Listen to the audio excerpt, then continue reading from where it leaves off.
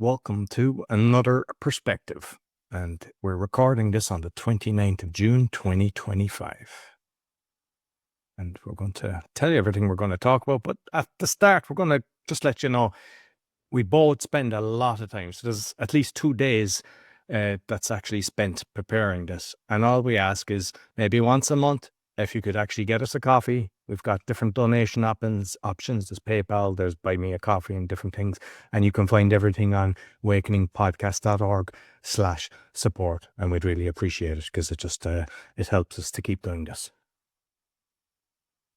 So this week, the news, NATO summit, paid protesters, mosquito-sized spy drone, and a WHO announcement on the powers during the pandemic, and data center map.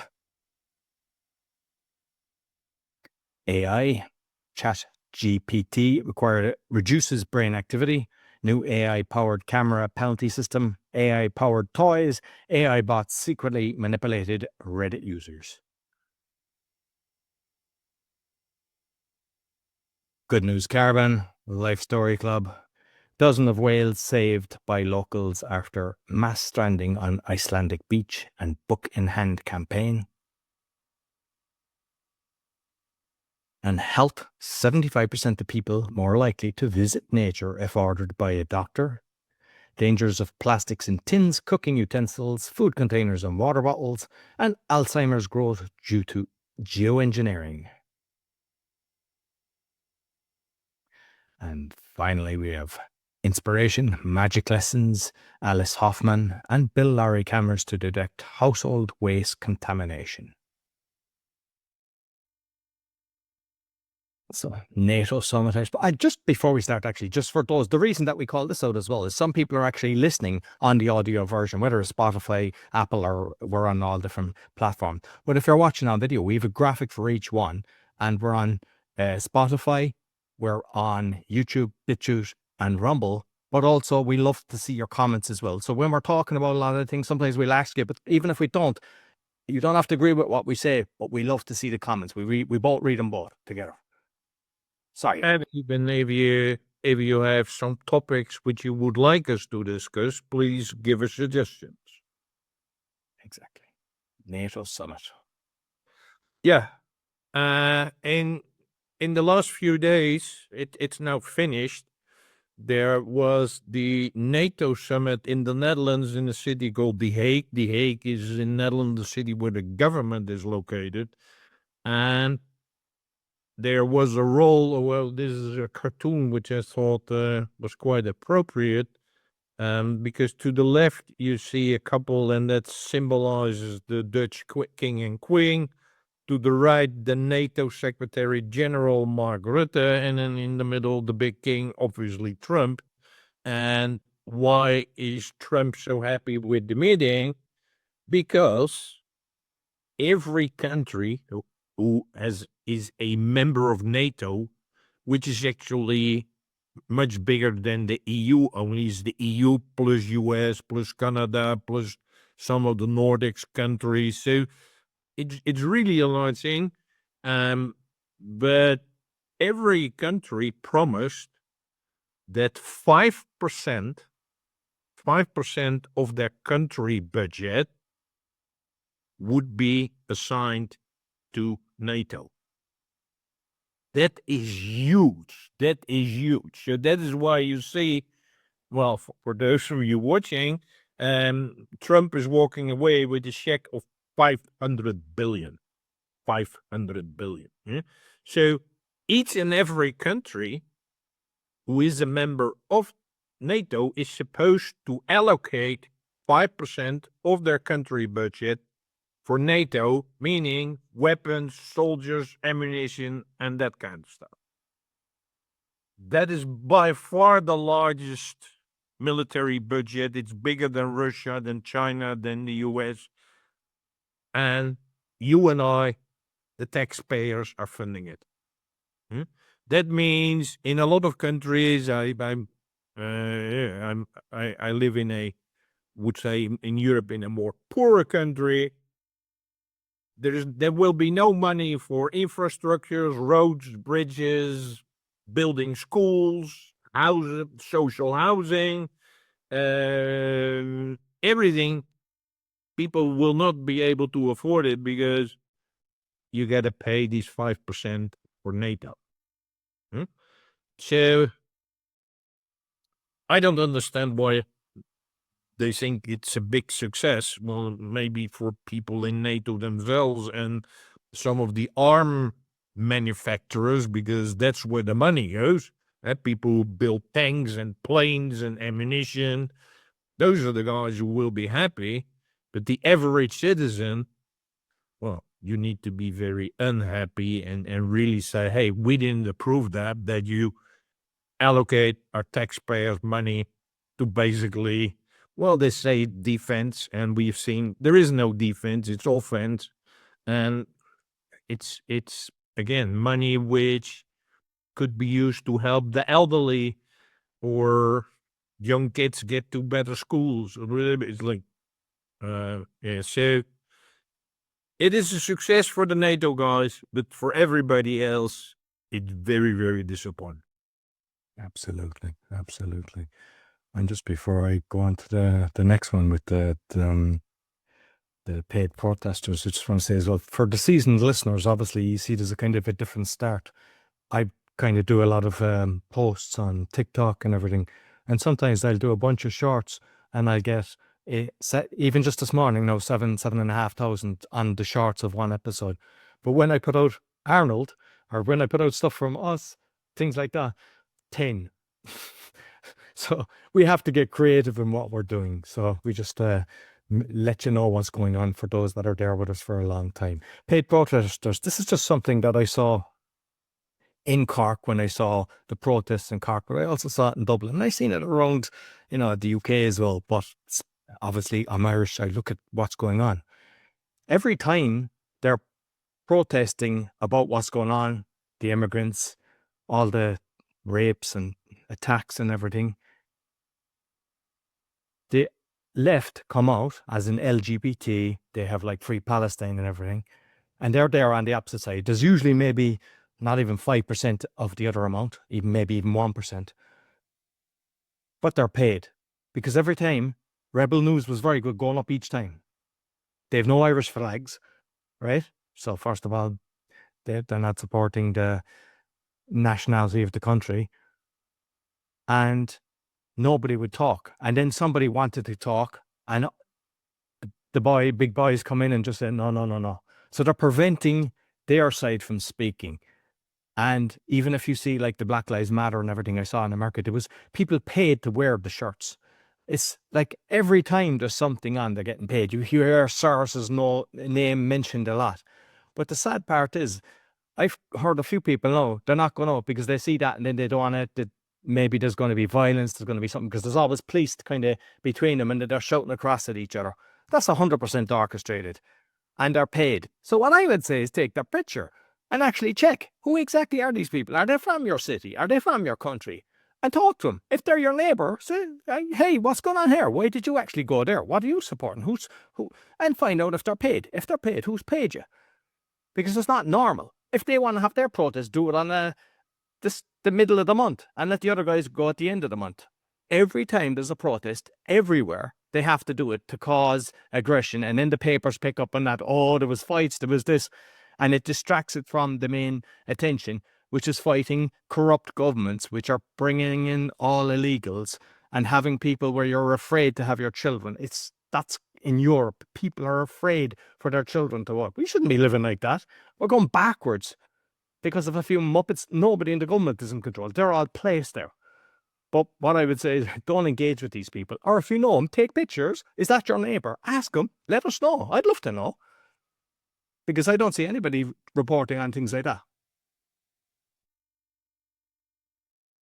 Next one. Actually, when you talk about protest, I didn't include it in today's show, but apparently yesterday, and I saw pictures, there were huge protests in Serbia, in Belgrade, and mentioned about 140,000 people.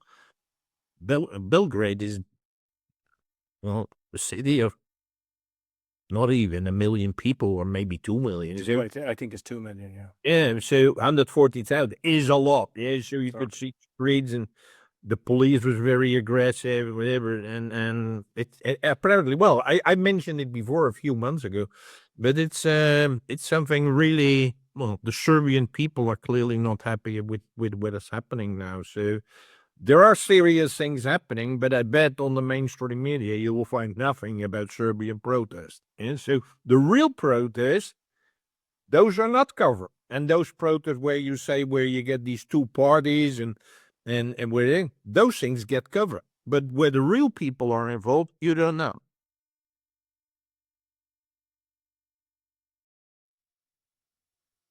A mosquito-sized spy drone. Yeah, I think it's for those of you watching, there the China's National University of Defense. So it's quite interesting. They have a University of Defense, of defense technology. They have unveiled a mosquito-sized drone designed for covert military surveillance operations, making the latest advancement in the country's push towards miniaturized warfare. So, if you're only on audio only, this is a drone which is, well, even smaller than the nail on your thumb. Yeah. So, and this device is 1.3 centimeters. It was even demonstrated. I saw the video, by the way. I don't speak Chinese, but I had to look at the video. It was televised on state television. Yeah, and it represents a new frontier in military reconnaissance capabilities. So these things, if it flies through the air, well, you don't see it, or if you see it, you think it's really a mosquito or a fly or something like that. But this is something which can watch everything what is going on. So I'm pretty sure that it won't only be used for military, but also for the civilians of us. Yeah, because that is what's being introduced everywhere. So it's no longer like, oh, look, there is this big CCTV camera or whatever. It's like, no, these are the drones with cameras and stuff, and where they can record everything. And I remember seeing a video of they were doing a demonstration and they looked like a kind of fly size and they were able to fire a bolt that could go into your head. And I was like, the technology is scary. Like, of course, it's always for spying or military, never for the benefit of mankind. No. So the World Health Organization, I think is the next one.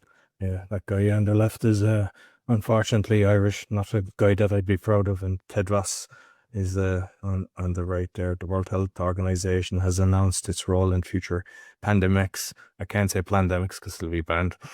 Be it the WHO pandemic agreement and amendments to the international health regulation finalized after COVID-19 experience. No new powers to override national sovereignty, which, I mean, I've had somebody on regarding that, and that's what they were saying it's going against. But now they're coming out going, hey, so the WHO will not gain authority to override national laws or impose mandates on member states. National governments retain full control over public health decisions, including bans, travel bans and lockdowns, focused on coordination, equity, emphasis on global collaboration and equitable access to vaccines and treatments, particularly for low to middle income countries. The WHO will act as a coordinator and advisor without enforcement powers. New definition of monitoring introduces introduction of clear definitions for pandemic emergency and new monitoring bodies to support implementation. The Director General can issue alerts, but these remain advisory and historical context. The agreement addresses past criticism of the WHO regarding its effectiveness and lack of enforcement power during crisis, and media and official responses coverage highlight of the WHO's role as coordinator. Some countries like the US show hesitance in engaging due to, I mean, if we look at it, everything that was done from the 20s was a complete farce. If you look at Tedros and look at his history and just start delving into that yourself, you realize these are not good people. And a lot of people were out kind of protesting about this and saying, oh, they're taking our sovereignty and everything. But the reality is we saw what happened the last time. They just pushed something and everybody believed it, and then you weren't allowed to walk or anything like that. And I'm hearing lots of talks of the next one coming, and there's trials like they did before that just actually came to effect. But yeah, I wouldn't be a fan of the World Health Organization. I would love to see, like, there's a lot of good doctors that came out. A lot of them were actually censored and their licenses removed and everything. It'd be nice to see them people come together that share kind of health issues, because there's just so much natural stuff out there rather than excuse me, pushing an agenda like the WHO.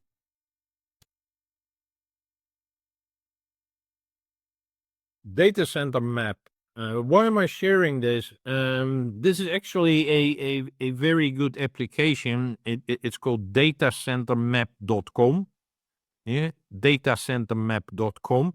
And I invite you to type in your city and have a look. Is like, how many data centers are there actually in your city? Yeah? I shared it with the city where I'm currently based, and there are already 5 of them. And you could see that these things have a huge impact because they consume, I would say, most of the electricity in your city. They consume most of your water. Huh? Those are the reason. I know in the Netherlands, if you suppose you're a new manufacturing site and you want to open a new plant in the Netherlands, you can't, because there's a waiting list for, I believe, or something like a year to get electricity. Yes, there is just no electricity. You cannot start it if you have a serious plan, you want to start it. Yeah, but these data centers, which are from Microsoft, Google, Facebook, so OpenAI, all these guys, they are building these data centers for themselves where, well, we will come into AI, where AI runs, but all the social media, but also all your digital ID and all the stuff. That's why they have a thing. But that is why if you want to open a business or even, I guess, a new housing project, well, there's no electricity because these data centers are basically consuming all of your electricity. Yeah, so I invite you to, well, have a look at the map and put in your city and be surprised what you will see there. And I'd encourage people perhaps check Dublin, because we've got all of the big companies that you've mentioned because of the tax evasion with the way that they do it. They don't pay any taxes. So like all these companies are based in Dublin. So I'd say you'd have it like a Christmas tree there with all the lights that will be popping up. So Yeah. AI, ChatGPT reduces brain activity. Yeah, there's a new study from MIT, Massachusetts Institute of Technology, and it says that using ChatGPT for writing tasks, where I could argue that maybe even that is where these AI things are used the most for, is to do the writing, write blog articles, reports, school assignments, projects, the writing. Everybody let the ChatGPT write your stuff. But it says writing, by using ChatGPT for your writing, it significantly reduces brain activity and learning, with researchers discovering that AI users showed the weakest neural connectivity compared to those using search engines or rely solely on their own thinking capabilities. And here are some numbers, because perhaps the most alarming finding from the MIT study was the severe impact on memory formation and recall, meaning, what did I just read? Well, I can't recall. No. What did we discuss in the last item? Oh, I don't know. Huh? Over 83% of participants who used the AI tool were unable to accurately quote from essays they had written just minutes earlier. So they had no clue what it was about. Yeah?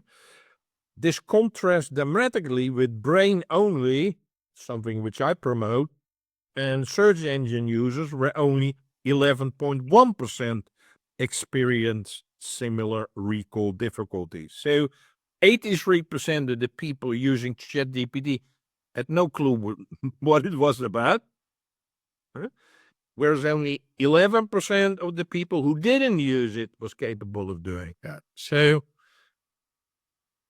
I think it's I hope that it's a warning for people. It's not to just use all these things. Okay, I will. I hate writing, or I don't like writing. I don't have the time. I let all these tools do it for me. But be aware that you will lose that capability, and very rapidly, and also your memories. Well, if that's something you think is fine, please continue. But I hope that most of our audience thinks, this is a good warning.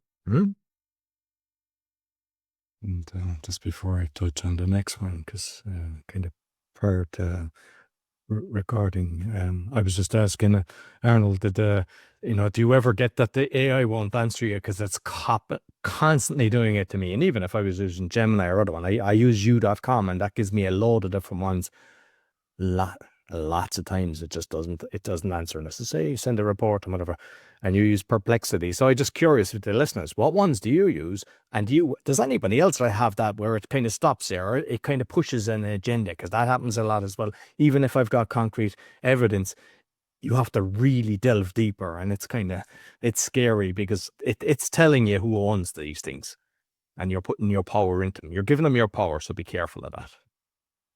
So the camera one, that's I think the penalties. Yeah. So starting in August of 2025, UK drivers will face a major overhaul in speed and enforcement rules as the Department of Transport rolls out a new AI-powered camera penalty system. This change is aimed at improving road safety, cutting down on repeat offences, and making sure drivers across the country face consistent penalties regardless of where violations occur. The new system introduces automated AI generated capable of identifying it's looking at everything you're doing. Like if you're holding your camera or your phone, if you're smoking and doing something else and not even paying attention. I've seen pictures of where somebody was on their phone and the passenger was actually holding the driving. So I have a schedule of the different things. It's like the first offense, they're just kind of giving you a warning, and it's going directly, so it's posting to you the stuff. I mean, for those that might be getting fines and stuff like that, does the data go against it? Second is within 12 months, it's £150 plus 3 penalty points. And the third would be within 18 months is a fine of up to £450, 6 penalty points, and a license review or possible suspension. It's kind of, but they're saying that the speed, there's like 1 in 4 fatalities is speeding. And some of me is actually happy with something like this. I don't like where they're watching everything and controlling, but where I'm living, the speed limit dropped from 50 to 40 kilometers. Cars are doing about 80 or 90. And I just walk that road and I stop walking it because even though there's a footpath on one side, I think 20% of people have their heads down and they're looking at their phone. So I won't cycle there. It's scary. And I think this will stop a lot of that because I'd say a lot, not just the speeding fine, but I'd say a lot of accidents, including, crashes and stuff like that are caused like that. So I think it's a good thing in a way, but if it's going to be used to just kind of get more money out of you, which probably will, that's where I see it going. But I think a lot of people would have witnessed, like I've seen trucks, there's sometimes I'm looking and I see a big truck driver and he's looking down on his phone. Like the amount of damage that can do. I've seen a few videos where somebody's in the hard shoulder and the car's broke down and the camera's on the person and it goes straight into the car. That's happening constantly. I even have a personal case that I know of. I won't mention who it is, but I know somebody that was in a car that something like that happened. It ain't nice. And, there's constantly casualties. So if something like this is used for the good and to stop people being idiots looking down on their phone when they're driving, I'm for it. Yeah, but it depends on how they implement it, because I can still recall, and this is something like 30 years ago, when they had these speed cameras on the motorway. But that means that people would, like, they were allowed 100 kilometers an hour, but they came with 140, and they know where the cameras were, so they go full on the brakes, yeah. And then when the cameras go, boom, they go 140 again. Extremely dangerous. So if well, I hope that they have something what they call trajectory control, is like this across the whole trajectory. Then it works. If it's just one place, whatever, that will happen again. Huh? And the thing is, with what you just said, I mean, that happens everywhere. Like, you've got apps that tell you where the speed points are. So Yeah. it's constant. People go up, slow down. But this regarding kind of checking, how are they on their phone? That's a thing that I'd be really happy, because it scares me, to be honest with you, every time I'm out. Yeah. Yeah. Let me not say anything about that. Yeah. AI powered toys. Yeah, there has been an official announcement about a partnership between Mattel, they want to make the Barbies and things, and I think it's one of the largest toy companies in the world, yeah, and OpenAI, and they said is like we're gonna create AI powered toys. Unfortunately, immediately a digital rights advocate has said is like, this is not such a good idea, because we should not incorporate AI technology into children's toys.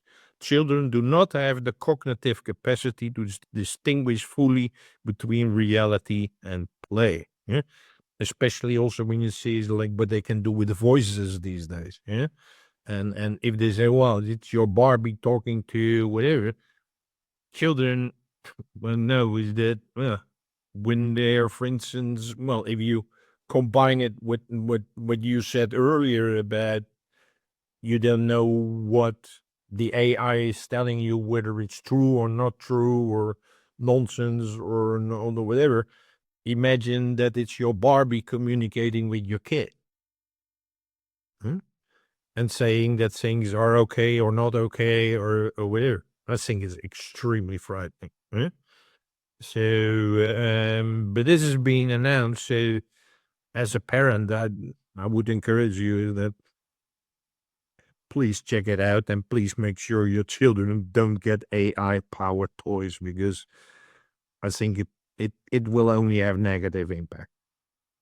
I think we mentioned this about, it's over a month ago, about the movie Megan on Netflix, and it's about that, an AI powered toy, and then the toy is talking to the child, but then the child, it's like, no, on social media people feel like they've got engagement, and then they don't need friends. So if you've got an AI powered toy, it's going to engage in a way, learning what you like and what you don't like, so it becomes your best friend. So then you don't need friends, and it isolates you. And I mean, there's been plenty of cases of toys that have been saying the wrong things and tracking and everything. Mattel isn't a good company. What they're doing, stay away. But I know it's like McDonald's. They'll queue up, they'll line up, and they'll get it, unfortunately. Yeah, so this is a interesting one. AI bots secretly manipulated Reddit users. Researchers from the University of Zurich recently showed how powerful and hard to spot AI bots can be on social media. Over 4 months, they ran 13 AI bots on Reddit's or Change My View subreddit, which has 4 million users on that one, posting more than 1,700 comments without revealing they were artificial. These bots scanned users' histories to craft highly targeted, persuasive replies, adopting various personas to maximize their impact. Remarkably, the bots were 6 times more effective at changing minds than real people, and earned over 10,000 karma points, blending in seamlessly with genuine users. So karma points is when people give you like an up, like as in like, it's like a similar thumbs up kind of thing. So you get karma points for that. The experience quickly drew criticism because the researchers did not get consent from Reddit users or moderators, violating both community rules and research ethics. The moderators of the Change My View filed a formal complaint stressing that their forum was meant for real human debate, not covert AI manipulation. The University of Zurich Ethics Commission issued a warning to the lead researcher, acknowledging the breach but also defending the study's insights, though they admitted the team ignored recommendations to better justify and disclose their methods. Reddit's response was swift and severe. Chief Legal Officer Ben Lee called the study improper and highly unethical, banned all accounts linked to the research, and announced that Reddit is considering legal action against the university. The incident has also led the university to tighten its review process for future online studies. The case is just one example of a much larger issue. All AI bots are already widespread on social media, about 11% on Twitter. I've heard more. I've heard 50+%. So, yeah, that's what I heard as well. Yeah. More than half. Yeah.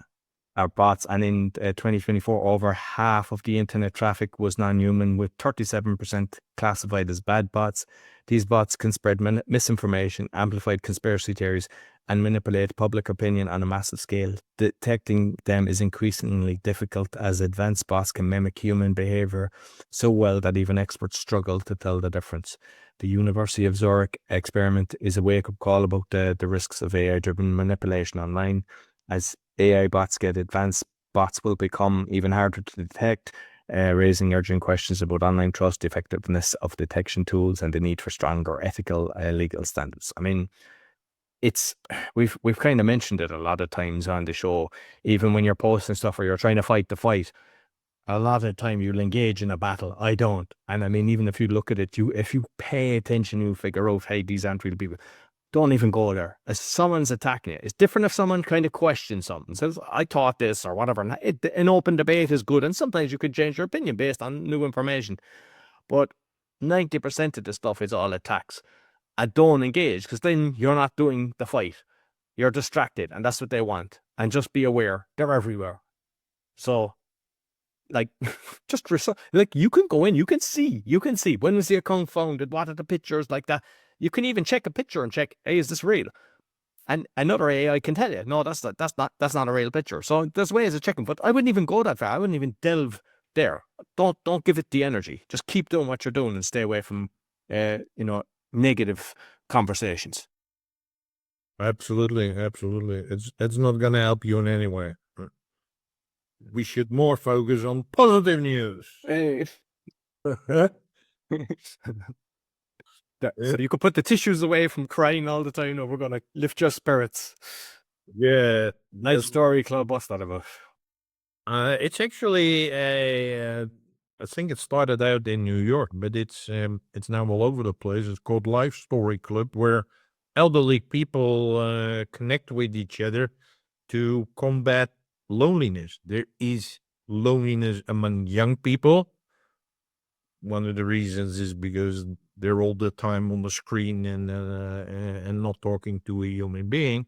But there are, I would say millions of elderly people who, lost a wife or a husband or whatever, and they're single persons, and, they're retired, they're not working anymore.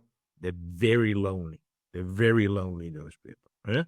So what this Life Story Club is about is that they weekly connect with each other and share stories or experiences or things. And it's, it's actually something I mean, it is like a social prescription against loneliness. Yeah. So, and it's about, hey, sharing what you experience or your life experience or, and I think it's good these days that elderly people share about their experience, how things were before the internet, or how things were. Well, my parents are both deceased, but they were children in the Second World War while we were occupied by Germany. I think it's good to share those stories. And when there was one winter where they had no food, and I know my father had to go on a bike without tires to try and buy some flower bulbs which they would cook and eat. Hmm? I'm not making this up. This was a story of my father as a child who had to do that. So these stories are really important, but also like how they help each other, how they support each other, how there was much more honesty and openness, whatever. I can recall, well, it shows how old I am, but it's like there was a supermarket across the street from us. And if I had to buy some stuff, so Arnold, get some. I need some extra potatoes. Go and get some potatoes. I would get, and I have a simple booklet like this, and I gave it to the cashier, and she would write with a ballpen in it. Is like 2 guilder for the potatoes, whatever. And then I get the book back, and once a month, my father would go and say, "Here's the book," and then he would calculate and would pay them. That's something which people would say, are we going to do these days? No, we don't trust people anymore. But also, there's no relationship anymore. Because people would know, is like, oh, those are the children from the guys across the street. So I think it's really essential that we learn to appreciate elderly people, that we learn to listen to them and share them, but also care about them, because sitting all day, some of them are using screens, but a lot of them are not. But it's like, pay attention to them, listen to them, invite them to things like this live story club and start it in your town or city, because it helps them, but it also helps you. Yeah. So Wales, and we're not talking about the part of Great Britain, Wales, we're talking about the sea animals. A dozen of whales saved by locals after mass stranding on an Icelandic beach. From a country that's typically in the news for hurting whales comes the story of a mass stranding event with a happy ending. So, as you can see the picture there for those watching, 60 pilot whales, known locally as Grindhavalor, probably butchering that. You can let me know in the comments how bad that was. Were found stranded on Jordan Beach last Sunday. Locals and emergency crews rushed to the remote areas in a desperate effort to save mammals. And local time by the end of the evening, they've done it. According to the local media, the whales were likely chasing mackerel, fish that have migrated north to the warmer seas when the pod became disorientated. But it's apparently they ceased whaling in 2023. That's not that long ago. So you've gone from one extreme where they were killing them to now they're actually saving them. So I think it's something positive. It's nice to see, instead of harpooning them and I don't know what they do with the meat and stuff like that. But it's nice to see that. Book in hand stuff.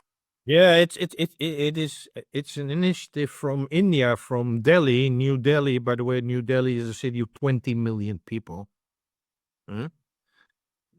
That is more than the country in which I live. Yeah, so it is huge. It's a huge city, and they have an initiative called Book in Hand campaign, and they create something where they call trust libraries.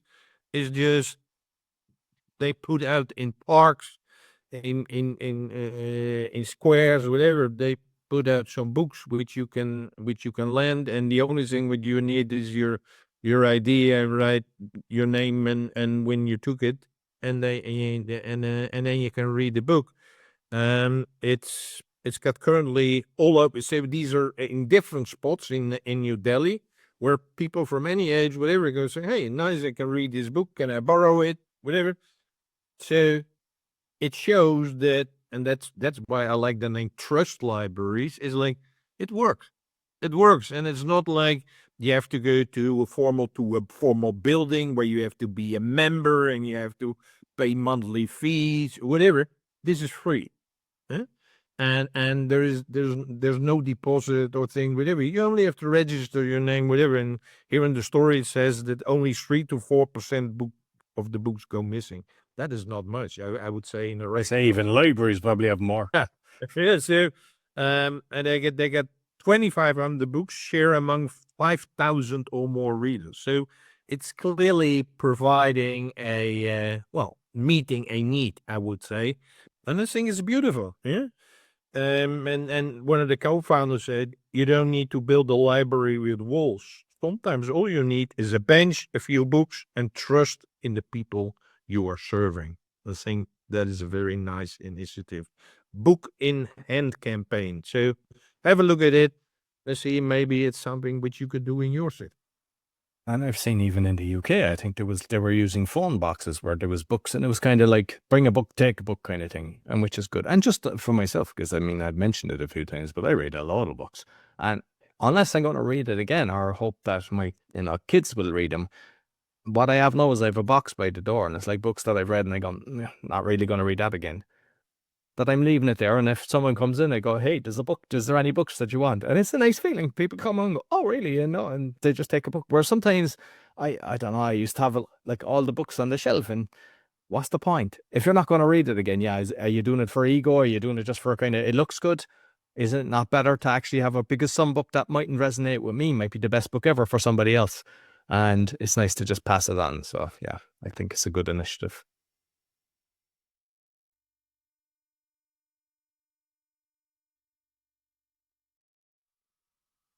"75% of people more likely to visit nature if ordered by a doctor."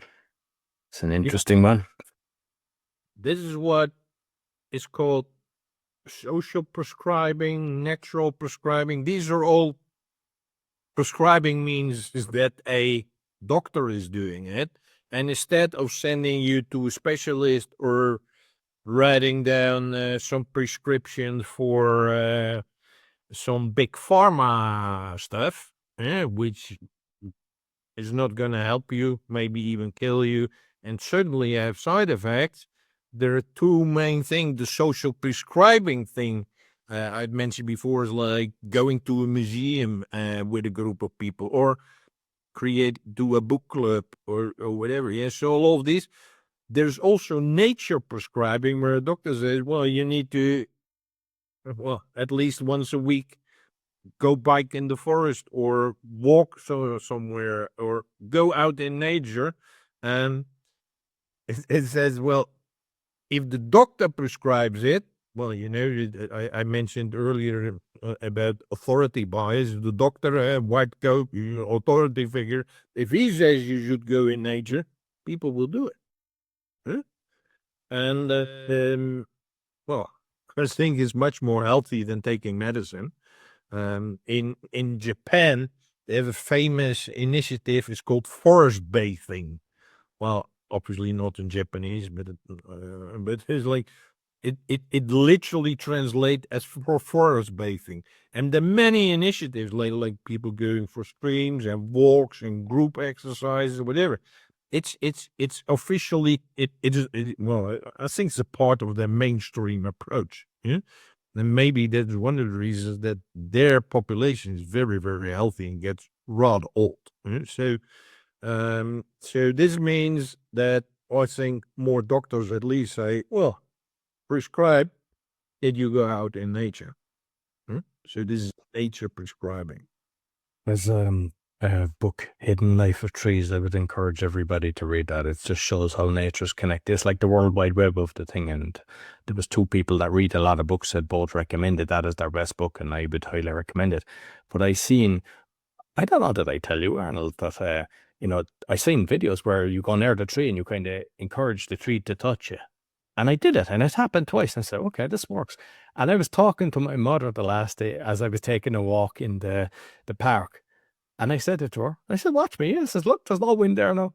And it did it again. And it's like, just try it.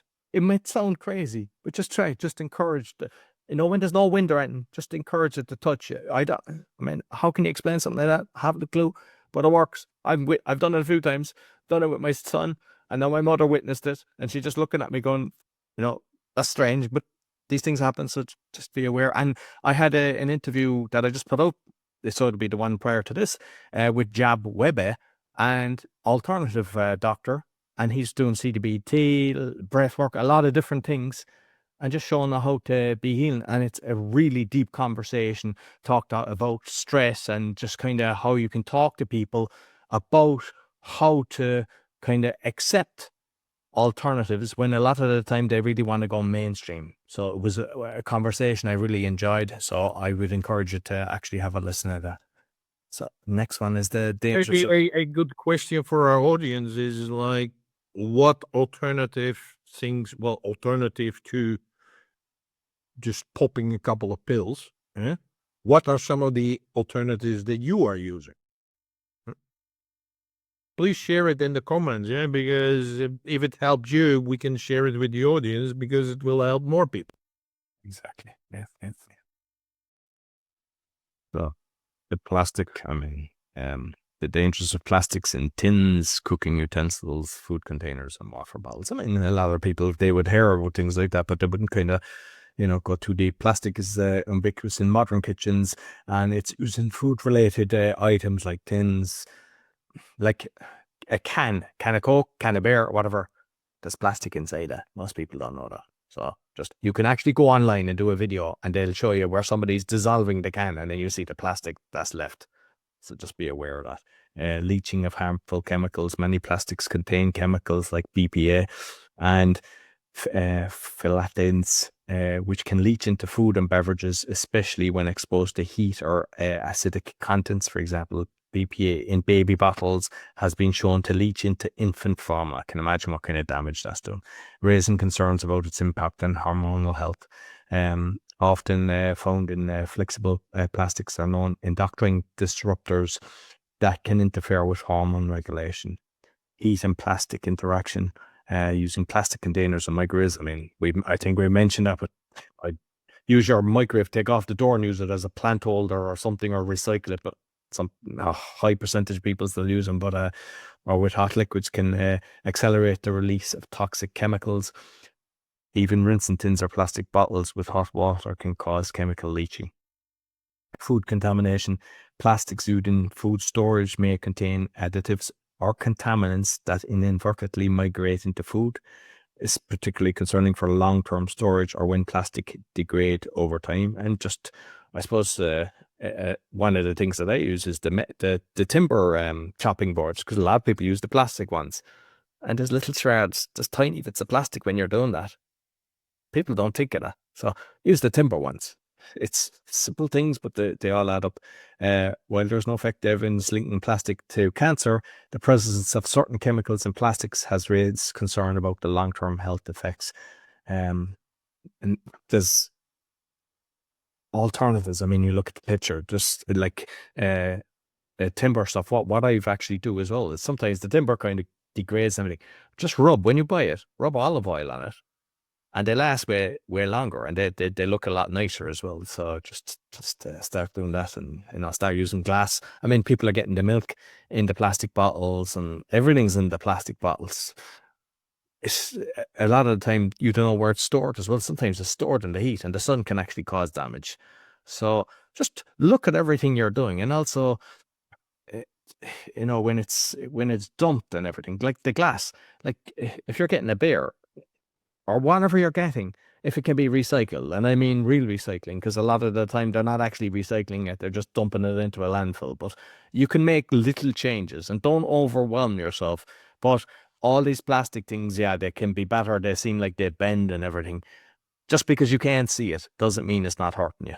So make small little changes weekly.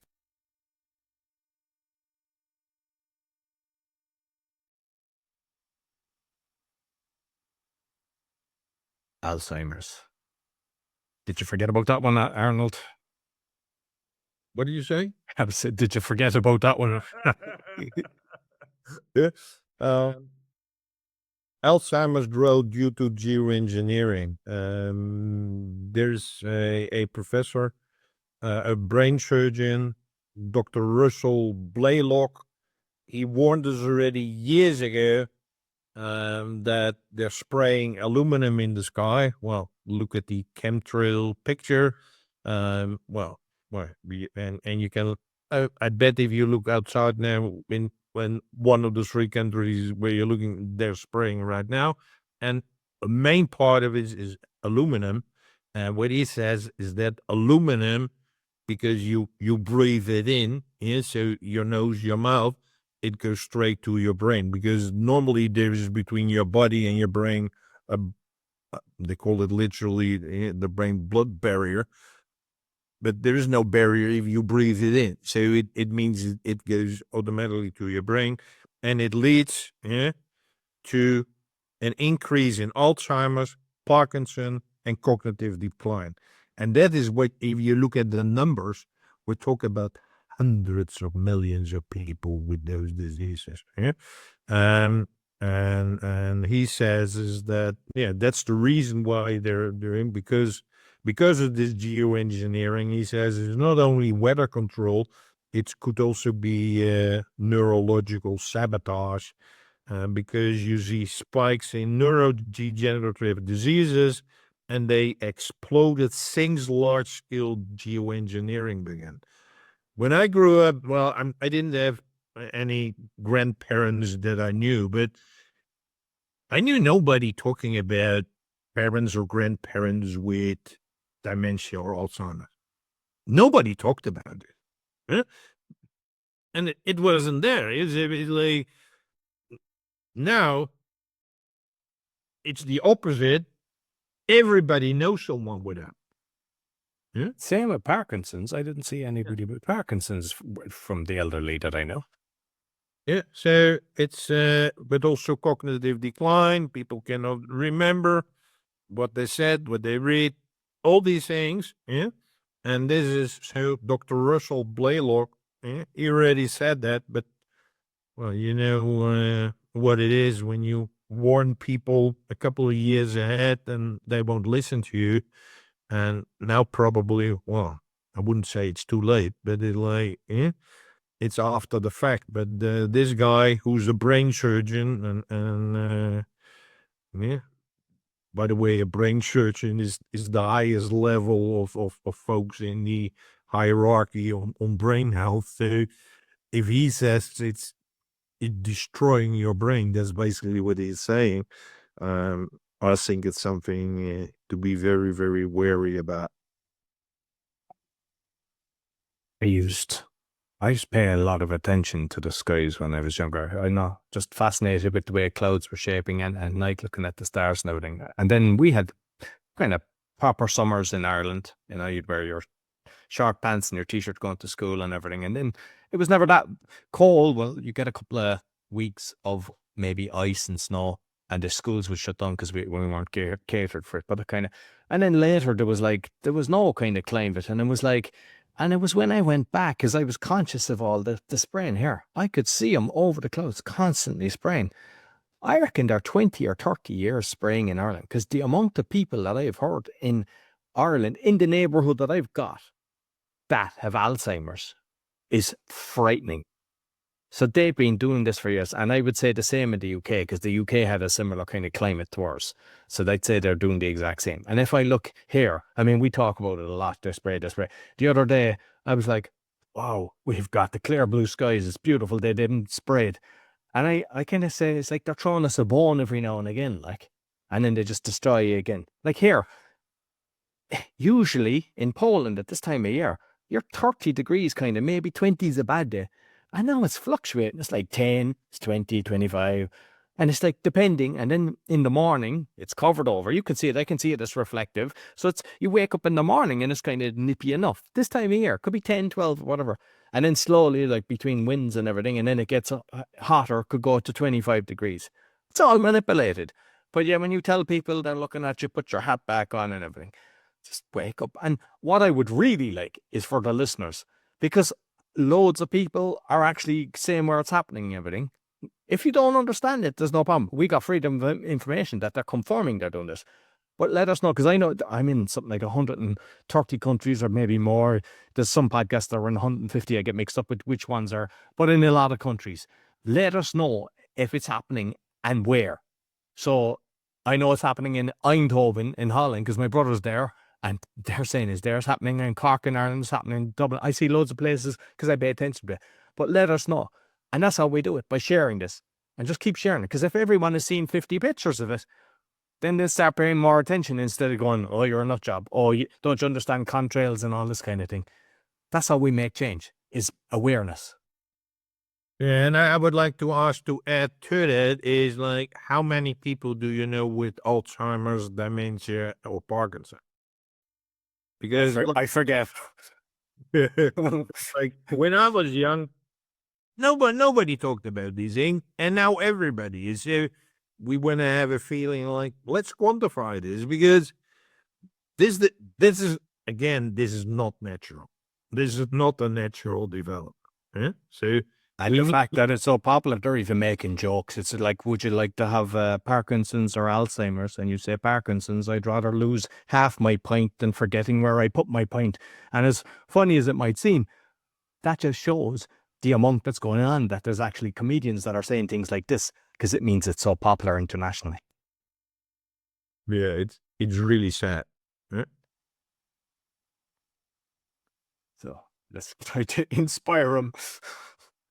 Yeah, I actually, I won't share the story, but I've been reading non-fiction for the last 25 years non-stop. But now I'm switching back to an old love of me, is reading non-fiction. When I was a kid, and I was still, before primary school and then at primary school, I would read like crazy. I was a member of the library, and I would read all kinds of books, and I loved reading it because it was for me a way of escaping the world in which I live. And it totally disappeared when at school, at high school, you have to read literature, and I'm from the Netherlands, so literature from Dutch, German, French, English. Yeah? So all of these old books, literature, totally boring books, really had no clue what it was about. Yeah. So after that, I totally lost my appetite for nonfiction. I basically lost my appetite for reading books. Yeah. So the last 25 years, I was so obsessed and hungry for all the stuff about mental, emotional, spiritual health, everything around it. I consumed it. But recently, I started getting back into reading fiction, and I'm starting to love it again. It's really great. So there's this book, which I just finished. It's called Magic Lessons by Alice Hoffman. It's about, a family of witches and how they were treated in 17th century first in England and then later on in the US. It's really, really, really nice book. It says magic lessons. So I'm going to spoil it for you, but it's not really, because it's, but I hope I'm going to share those lessons with you. Hopefully that you will find, hey, this is interesting to me. And those 3 lessons are: do as you will, but harm no one. I like that lesson. Huh? Number 2, what you give will be returned to you threefold. If you give something positive to the world, it will return threefold. But also, if you do something nasty to someone, it will also return threefold. And the last one is fall in love whenever you can. So I think they're inspiring lessons from a really, really nice book, very well written. And, if you have time, read it. It's really, really a good time to spend. And regarding falling in love whenever you can, I've set up your Tinder profile, Arnold, so we can get a lot of ladies to fall in love. Okay, I just finally, bin cameras, Panda waste to expand bin lorry cameras for detecting contaminants. It's basically, it takes the picture. It's when something isn't in the right thing, sends it off. And it wasn't for a financial gain. They were doing it just because they're actually a proper one recycling the stuff. Whereas a lot of the time, there's companies, they're not recycling. It's being shipped off to some countries. It's being dumped in a landfill. Even in one of the big shopping centers here a couple of years ago, they have all the segregation. Oh, put your plastic here, and I saw the cleaner come along with a big bag and just chuck them all in. I should have recorded it. I was shocked. Like, but I've also seen, I've been in factories here where they're, doing the plastic, doing all the different things, recycling it. So it can be done when it's done right. But this is basically to educate people, because sometimes people aren't doing it intentionally. They're just doing it because they don't really know better. So what they do is the email goes to them. And what they said is they've kind of, because of data protection, they're able to blur out if there's, information that shouldn't be kind of shared for an exam, if there was a bill or something like that, some paper thing, so they can kind of block that out with their AI technology. And they're just sending the email to people, and they said they're seeing a massive improvement based on that. So, I mean, when a company is actually recycling properly to stop the contamination, using cameras and stuff like that inside in the trucks that just emails it to the people is a positive thing.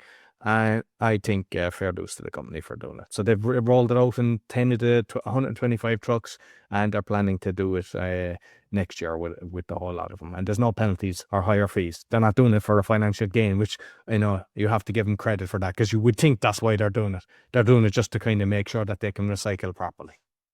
Well, I love that, because I live in a large apartment building, and there's some central, let's call it, containers where you have to dump, and it's segregated like carton and paper and rest and green and metal and but I see folks here, they put their leftover rubbish just in the paper thing and whatever, and I'm like, it's no use if people just start to misuse it. But if you get a picture and an email, it's like, she look like this, huh?